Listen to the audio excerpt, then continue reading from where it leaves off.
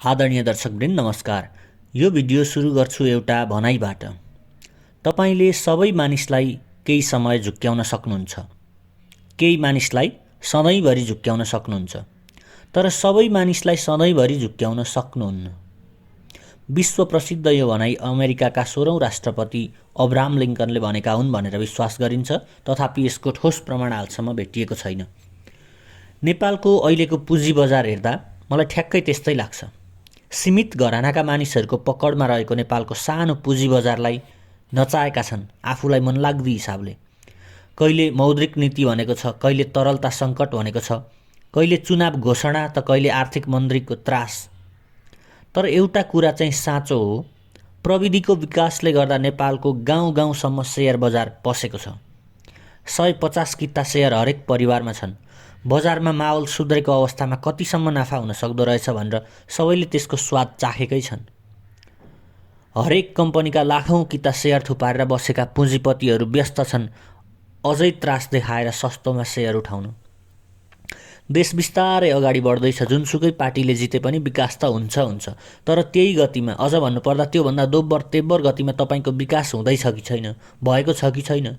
देशको आर्थिक समृद्धिमा तपाईँको योगदानले सहयोग पुर्यायो कि उल्टो बाधा पुर्यायो, त्यसलाई विचार गर्दै आफ्नो सेयरको सङ्ख्या बढाउनतिर लाग्नुहोस्। आफ्नो परिवारको कुल सेयर सङ्ख्या 1000 किता हुनेले प्रण गर्नुहोस् कि अबको 3 वर्षमा म त्यसलाई दोब्बर बनाउँछु। चाहे कम्पनीले नगद लाभांश देओस्, चाहे बोनस सेयर देओस्, चाहे केही पनि नदेओस्। 5000 किता हुनेले प्रण गर्नुहोस् कि 3 वर्षमा 10000 किता बनाउँछु। त्यसपछि हिसाब गर्नुहोस् 3 वर्षमा त्यति किता पुर्याउन महिनाको कति किता किन्नुपर्ने हुन्छ। जस्तो कि 1000 किता सेयर हुनेले 3 वर्षमा यानि कि 36 महिनामा सेयर सङ्ख्या दोब्बर बनाउनलाई प्रति महिना 28 किता सेयर किन्नुपर्छ। जुन यदि तपाईँले 300 रुपियाँवाला कम्पनी कुनै किन्नुभयो भने 8400 प्रति महिना लगानी गर्दै जानुपर्ने हुनसक्छ, अथवा 500 रुपियाँवाला गर्नुभयो भने हरेक महिना 14000 लगानी गर्दै जानुपर्ने हुन्छ। त्यो गर्नुभयो भने 3 वर्षमा तपाईँको सेयर सङ्ख्या दोब्रिन केही पनि गर्नु पर्दैन, तपाईँलाई लगानी गरे जस्तो पनि हुँदैन। मासिक त्यति लगानी गर्छु कुनै एउटा कम्पनीको, कुन कम्पनी छान्ने भनेर त्यो चाहिँ रणनीति बनाउनु पर्ने हुन्छ। अब यदि तपाईँ 5000 किता छ तपाईँसँग र त्यसलाई 3 वर्षमा दोब्बर बनाउने योजनामा हुनुहुन्छ भने प्रति महिना 139 किता किन्नुपर्ने हुन्छ।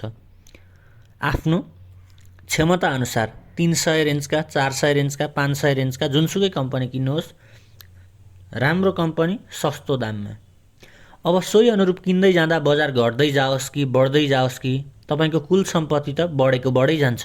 बरु कुन सम्पत्ति कति बेला किन्न उपयुक्त छ त्यही दिनको बजार मूल्य हेर्न, नयाँ रिपोर्टहरू हेर्न, विगतका ग्राफ चार्टहरू हेर्न, फन्डामेन्टल की रेसियोहरू हेर्न, सबै कुराको तालिका हेर्न एउटा नेप्सेको एनालाइसिस सफ्टवेयर तपाईँले प्रयोग गर्न सक्नुहुन्छ।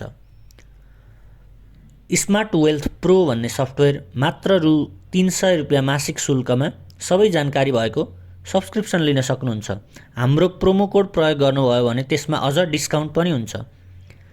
प्रोमो कोड स्क्रिनमा देखाइएको लखपति LAKHAPATI प्रयोग गर्नुभयो भने यही वैशाख मसान्तसम्म यो नयाँ वर्षको अफरमा 1 वर्षको सब्सक्रिप्सनमा 35% सम्मको छुट छ।